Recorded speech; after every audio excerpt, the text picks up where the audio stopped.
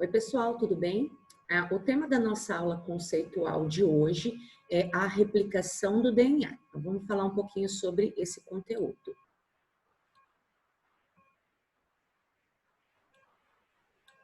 Bom, deixa eu só colocar aqui. Bom, a replicação do DNA, o que consiste esse processo? É o seguinte, a replicação é o processo no qual o DNA vai ser agora duplicado, ou seja, o conteúdo de uma célula, em termos de DNA, ele vai ser duplicado para que esse conteúdo possa ser dividido após uma divisão celular. Vocês vão ver ainda o conteúdo de divisão celular, mas recordando o que foi visto no ensino médio, é exatamente os processos de mitose e meiose. Então, para que essa célula possa se dividir, obviamente, todo o conteúdo dessa célula precisa ser duplicado. Então, conteúdo de membrana plasmática, conteúdo de citoplasma e conteúdo de núcleo, incluindo esse DNA. Esse DNA, né, se a gente considerar a espécie humana, o DNA humano tem 46 cromossomos. Então, no processo de replicação, esse número vai ser duplicado para 92, para que posteriormente possa ser dividido numa mitose em um conteúdo de 46 cromossomos para duas células filhas, ou, se for no caso uma meiose, dividido em 23 cromossomos para cada 4 células formadas na meiose, tá bom? Então, esse processo, ele é comum, tá? Então, como vocês podem observar aqui, essa célula, olha, aumenta esse conteúdo para depois se dividir. E o que é esperado é que o conteúdo celular, né, o conteúdo de DNA, seja igual para ambas as células filhas. Por isso que nós precisamos duplicar esse conteúdo, tá? Então, esse processo de replicação, ele sempre acontece antes de uma divisão celular. E vocês verão depois com o professor de biologia celular que o ciclo de vida de uma célula envolve algumas fases. Essas fases depois vocês vão ver que posteriormente se chamam G1, S, G2 e a divisão celular propriamente dita, que pode ser mitose ou meiose. Então, novamente, antes de uma divisão celular, sempre tem uma replicação, ou seja, uma duplicação de DNA. Em termos de qual a fase do ciclo celular em que acontece a replicação, o nome da fase é fase S, que é S de síntese mesmo. Então, antes de uma divisão celular, essa célula replica o seu DNA, certo? Bom, pensa o seguinte, por mais que nós veremos algumas doenças, o objetivo da replicação é que ela produza um DNA novo, mas que esse novo DNA seja, em termos de composição, igual ao seu antecedente. Ou seja, essa replicação tem que garantir que o material genético que vai ser passado para as células filhas seja igual ao dele. Por isso que nós dizemos que a replicação tem que ser fiel. Lembrando que depois a gente vai ver que, infelizmente, vão existir erros, sim. Mas o foco da aula de hoje é numa replicação teoricamente fiel. Como que isso acontece, né? Para que o DNA seja copiado de maneira fiel, o DNA já existente vai servir como um molde, por isso a gente vai chamar de fitas molde ou fitas mães. De modo que o que vai ser copiado é uma cópia desse molde, que a gente também pode chamar de fitas filhas. Então, se nós olharmos aqui nessa figura, o DNA molde é aqui em marrom e as fitas filhas são cópias desse molde. Mas como fazer uma replicação fiel, garantindo que o que é existente seja molde e o que for copiado seja uma fita filha, uma cópia? Para isso, segue-se a regra de complementaridade de pares de bases. Por isso que eu falei tanto sobre isso na aula anterior. Ou seja, se na fita mãe tem adenina, na fita filha, para o molde ser igual, vai ter timina. Se no molde tem guanina, na fita cópia vai ter citosina. Então, essa é a maneira do DNA ser copiado de maneira fiel, evitando erros. Como que a gente consegue isso? Seguindo a regra de complementaridade de pares de bases. Se no molde tem adenina, na cópia tem que ter timina. Se no molde tem citosina, na cópia tem que ter guanina, ok? Bom, lembra que a gente tem 46 cromossomos numa célula humana. Por onde começar essa replicação? A replicação, ela não começa no início de um cromossomo e vai até o fim.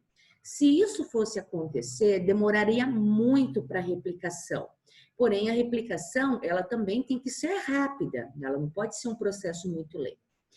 E outra coisa que a gente tem que considerar é que os 46 cromossomos humanos, eles não têm o mesmo tamanho, ou seja, eles têm tamanhos diferentes. Existem cromossomos grandes, cromossomos de tamanhos médios e cromossomos de tamanhos pequenos.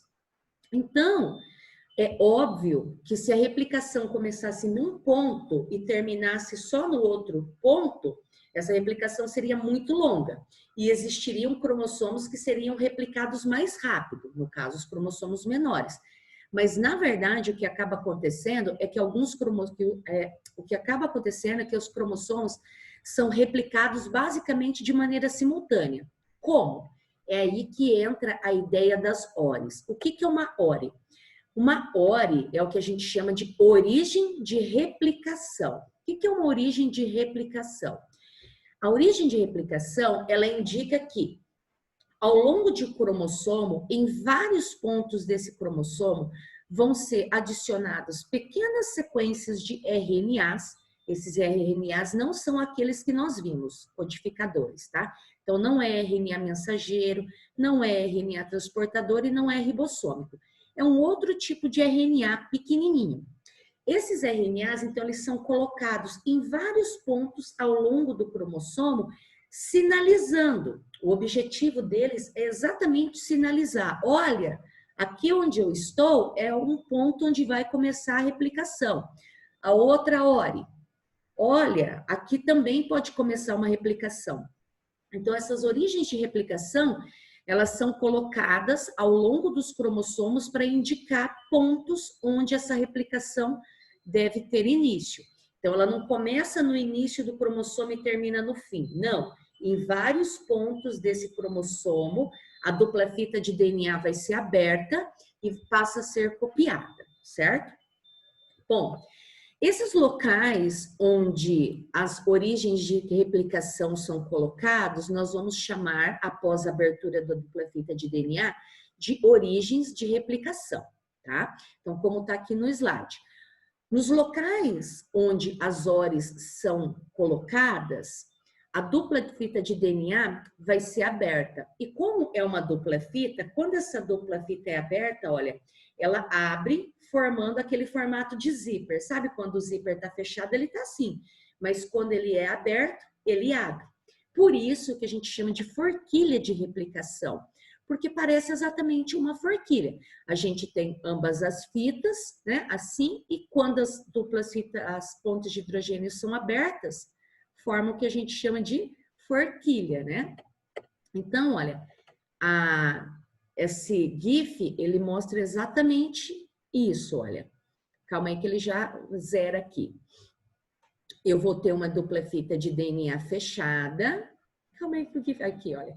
E onde abre, nota que forma esse formato de forquilha. Então, os pontos, novamente, os pontos onde a origem de replicação é colocada, indica que naquele ponto a dupla fita de DNA tem que ser aberta, formando a forquilha de replicação. Aberta para quê? Para disponibilizar a sequência de nucleotídeos que pode ser copiada. A enzima que vai fazer a abertura da dupla fita de DNA, ela chama-se helicase. Qual é o objetivo da helicase? Ela rompe as pontes de hidrogênio que mantém a dupla fita, abrindo então a forquilha de replicação, certo? Não é apenas a enzima helicase que trabalha durante a replicação. Nós vamos ter um grupo de enzimas trabalhando na replicação. E esse grupo de enzimas, em cada forquilha de replicação, recebe o nome, então, o conjunto de enzimas recebe o nome de replissomo. Então, sempre deixo uma tabelinha aqui para facilitar para vocês. Então, vamos lá. Quais as enzimas envolvidas na replicação e qual a função de cada uma delas? Aqui na outra figura, ao lado do quadro, eu tenho exatamente a demonstração de uma forquilha de replicação. Então, notem que aqui está por sequência de trabalho, ou seja, sequência de função de cada enzima, em termos de tempo mesmo. Qual é a primeira enzima que chega para realizar um determinado trabalho? A primeira enzima que chega é a chamada enzima primase, como vocês podem observar aqui na figura ao lado. Qual é a função da primase? Como o próprio nome dela indica, ela é a primeira enzima do processo. Qual é a função da primase? A função da primase é adicionar os RNAs formando as origens de replicação. Então, aquele DNA que vai passar pela replicação, a enzima primase chega nele, naquele cromossomo, e vai adicionando as origens de replicação. Ou seja, vai sinalizando, tá, as outras enzimas do replissomo quais são as regiões do DNA que vão iniciar a replicação. Uma vez que a primase chegou e adicionou a origem de replicação, ou seja, a sinalização, chega a etapa de uma outra enzima atuar. Qual é essa enzima? Aí nós temos a helicase, aqui na figura mostrando a helicase. Notem que a helicase está exatamente aqui na forquilha de replicação. Por quê? A função da helicase, como nós já falamos, é romper as pontes de hidrogênio a partir da ORI, abrindo a dupla fita de DNA, formando então a forquilha de replicação. A forquilha de replicação, né, ou seja, a dupla fita de DNA aberta, ela expõe os nucleotídeos para ser copiados, certo? Qual é o próximo passo? Paralelamente a isso, né, eu tenho a forquilha de replicação aberta aqui, mas antes e depois dessa forquilha, concorda que o DNA está enrolado? Então, quem já tentou abrir uma corda assim, como uma forquilha de replicação, sabe que lá à frente de onde você está abrindo assim de uma extremidade à outra, atrás forma um nó. Imaginem formar um nó do DNA. Qual a consequência de formar esse nó? Concorda que se a gente for estressando a fita, tentando abrir dessa forma, lá na frente, além da formação de um nó, poderia arrebentar o DNA, quebrar o DNA? Isso não pode acontecer. Para evitar o que a gente chama desse super estresse de enovelamento, né, entra em ação uma enzima chamada de topoisomerase. Dependendo do livro que vocês utilizarem, a topoisomerase, para seres humanos, ela tem um nome específico. A topoisomerase de humanos, mamíferos em geral, chama-se girase. Por que ela teria esse nome girase, né? Porque o objetivo dela é o seguinte, olha que interessante. Lembra que na aula passada a gente viu que a dupla fita de DNA, a hélice é virada para a direita? Ou seja, quando vai fazer... Para vocês vai parecer sentido contrário, tá, gente? Porque a imagem é espelhada. Mas quando eu giro a molécula para a direita, estou fazendo esse movimento para enrolar. É assim que forma a dupla fita em alfa-hélice de DNA. Qual é a função da girase, então, para evitar o superestresse onde a fita está enrolada?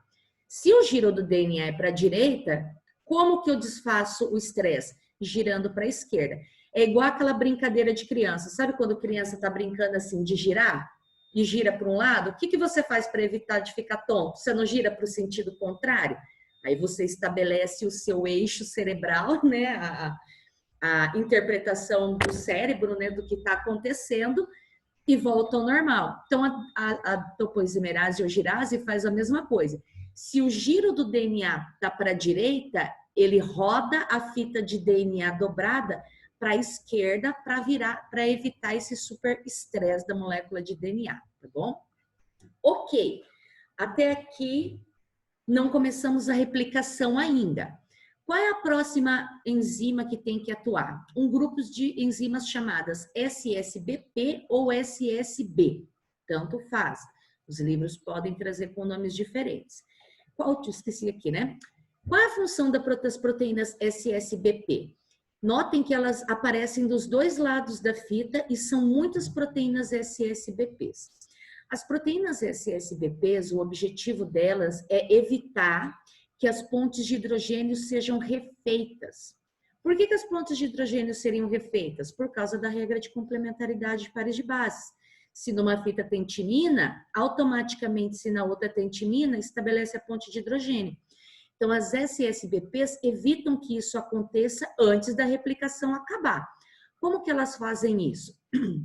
Os sítios, né, onde haveria a formação da ponte de hidrogênio, ou seja, 2 entre AT e 3 entre CG, são bloqueados, ou seja, as SSBPs, elas entram na frente do sítio de ligação, impedindo que essa ponte de hidrogênio seja refeita. Ok, tudo certo para acontecer a replicação. Falta agora a gente falar sobre a enzima replicativa. A enzima que realiza a replicação é chamada de DNA polimerase ou DNA PU. Qual é o objetivo da DNA polimerase? É a DNA polimerase que faz a replicação, ou seja, ela vê que no molde tem adenina, ela coloca na cópia ou fita filha timina. E como que ela adiciona esses nucleotídeos? Além dela entender a regra de complementaridade de pares de bases, é a DNA polimerase que faz a ligação fosfodiéster ligando um nucleotídeo ao outro, ok? Faltam 2 enzimas no processo, que aí eu vou falar posteriormente, que são a DNA ligase e a exonuclease. Depois eu explico a função delas. Bem, vamos falar um pouco aqui a respeito da função da DNA polimerase. Então, a DNA polimerase é a enzima que copia as fitas filhas, né, baseadas em um molde.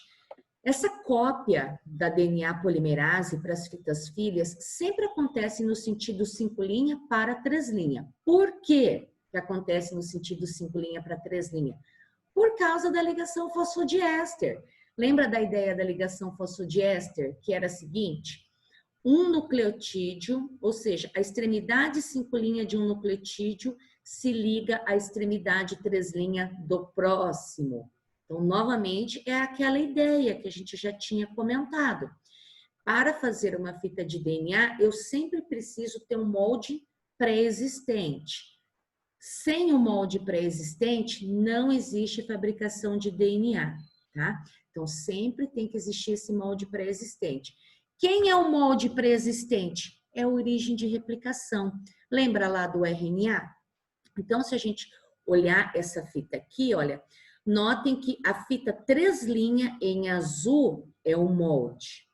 Quem vai ser a cópia? A fita 5'. Notem que nessa fita 5', o início, que é chamado aqui de primer, é o RNA. Então, toda fita de DNA começa com esse moldezinho de RNA para ele gerar a extremidade 3' livre, que é necessário para fazer a ligação fosfodiéster. O que a DNA polimerase faz então? Ela olha lá no molde e verifica, ok, o próximo nucleotídeo que eu tenho que adicionar é uma timina. Então, o que ela faz? Ela adiciona a extremidade 5' dessa timina para a extremidade 3' do primer. E assim ela vai copiando sucessivamente, ok? Bom, aqui é a mesma coisa, né? A síntese das fitas filhas de DNA ocorre sempre no sentido 5', 3'. Então, notem aqui que eu tenho um exemplo, né, de uma fita de DNA molde ou mãe. Como que são as fitas filhas? Olha, são baseadas nesse molde. Se na fita, olha, aqui eu estou me baseando na fita 3'. Se na fita molde tem timina, na cópia tem adenina. E assim por diante, as fitas filhas são copiadas, ok? E aqui só mostrando os primers, olha, para indicar o início. Notem aqui um detalhe. Vocês conseguem visualizar que a fita que é 3' consegue começar do sentido aqui, né? No meu caso, espelhado para vocês. Da direita para a esquerda, A, T, C, G. Olha a outra fita, a fita antiparalela. Para que a fita filha comece no sentido 5', tá vendo que a cópia tá saindo no sentido contrário. Então, vem lá, 5' para T, T, A, A. Então, eu espero que observando isso, vocês consigam verificar que a replicação tá vindo assim, olha. Certo? Então, elas não começam no mesmo sentido, elas vão em sentido contrário, Por que elas vão em sentido contrário? Porque as fitas de DNA são antiparalelas, ok?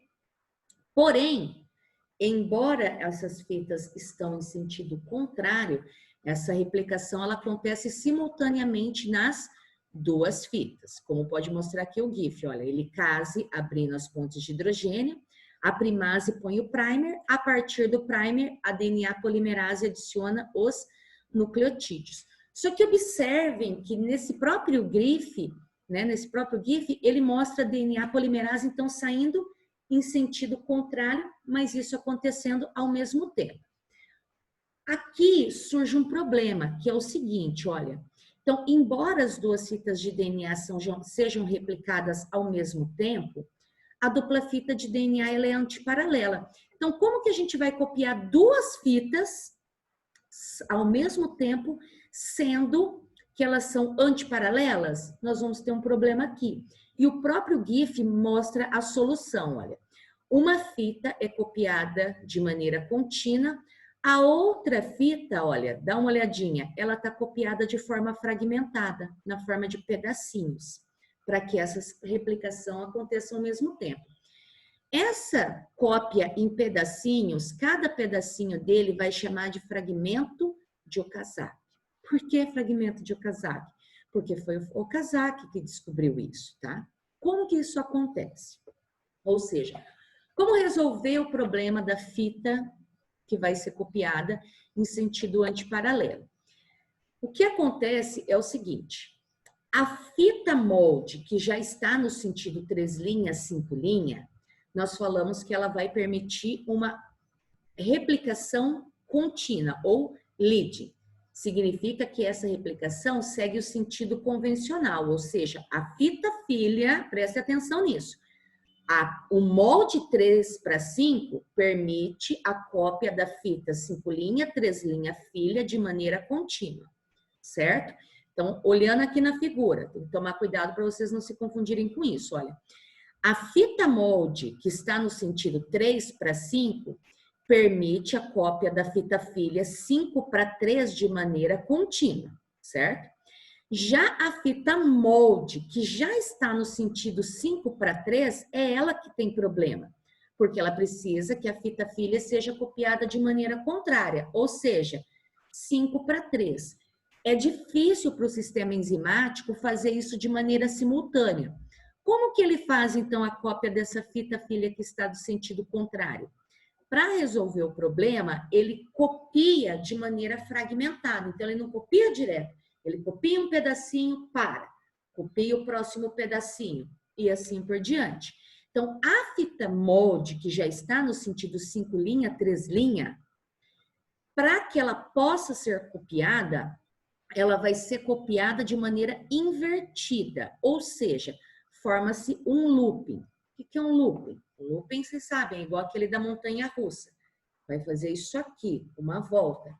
Esse looping, ele vai garantir que só um pedacinho da fita que está no sentido contrário seja corrigido.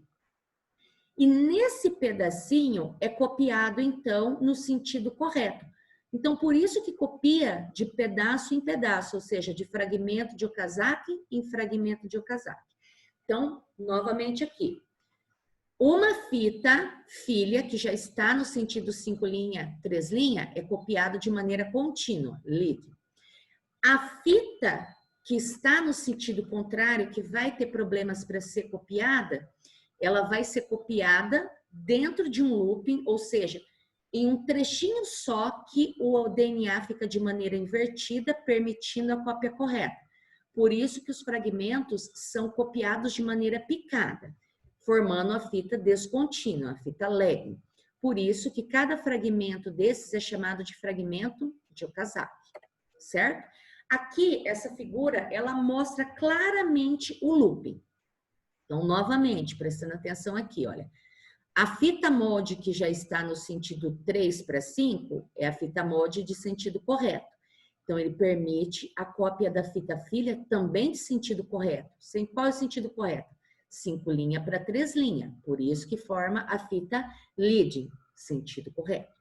Já a fita molde, que está no sentido 5 linha, concorda que ela está no sentido contrário? Então, como copiar a fita filha de maneira correta se ela está invertida? Então, essa fita molde de sentido contrário faz um looping. O que é um looping? É uma volta. No único pedacinho dessa volta é que o DNA fica no sentido correto. Ao invés de 5 para 3, vira 3 para 5. Por isso que a DNA polimerase consegue copiar esse pequeno trechinho. E ela copia de maneira fragmentada, formando a fita molde lag, ou fita molde fragmentada. Qual o nome de cada fragmento? Os fragmentos são chamados de fragmentos de Okazaki. Outro detalhe importante que também está escrito aqui para facilitar para vocês é que cada fragmento de Okazaki vai precisar de um primer novo. A fita contínua não, só tem um primer no início e vai até o fim. Já a fita fragmentada, como que ela vai começar cada fragmento de Okazaki? Para facilitar a formação de ligação fosfodiéster, cada fragmento recebe um primer para permitir a formação ou cópia desse fragmento, ok? Bom, para que servem os primers? Nós já falamos sobre isso, mas só para frisar aqui. O primer é exatamente para fornecer a extremidade 3' para que a ligação fosfodiéster aconteça. Por quê? Lembra lá da nossa regrinha. Uma ligação fosfodiéster, ela só acontece entre a extremidade de um nucleotídeo, que é o nucleotídeo novo que vai ser adicionado, para a extremidade 3' do próximo nucleotídeo. Então, para que exista um próximo, eu tenho que ter um trecho pré-existente. Quem que é o trecho pré-existente? O primer de RNA. Então, notem aqui pela figura, olha, que a primase vai lá, adiciona o primer. Num primeiro momento, esse primer funciona como origem de replicação, para indicar o local onde a replicação deve começar. Num segundo momento, o primer, ele fornece a extremidade 3' para quê? A DNA polimerase pegue um nucleotídeo novo e vire ele de modo que a extremidade 5' desse nucleotídeo novo faça ligação fosfodiéster com a extremidade 3' do primer. A partir disso, é só a DNA polimerase adicionar os novos nucleotídeos. De que maneira?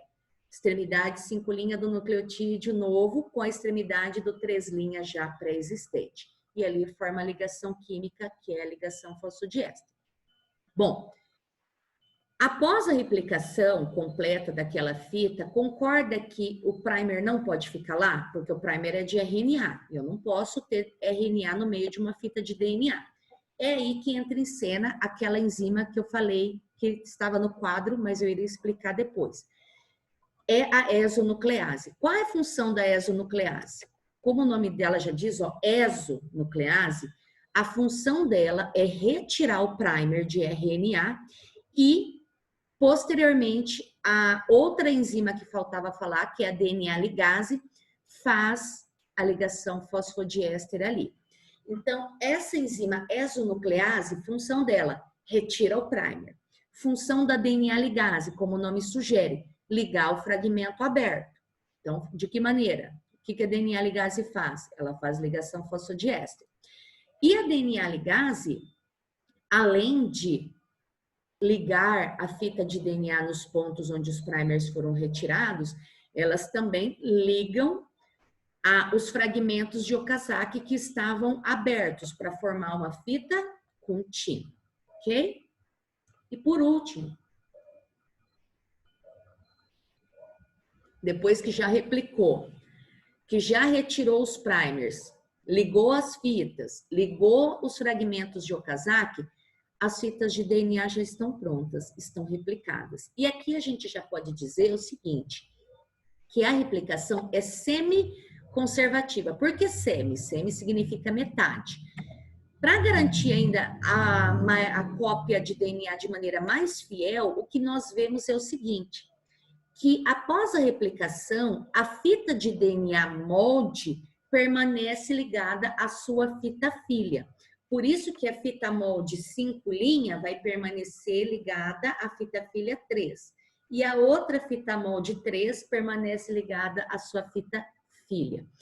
De modo que toda nova célula tem uma cópia do DNA anterior e uma fita filha nova, tá? Isso sempre é assim. Após toda a replicação, uma fita molde fica com a sua fita filha, exatamente para garantir que a regra de complementaridade de pares de bases foi mantida e também para garantir que o código genético se manteve, ok?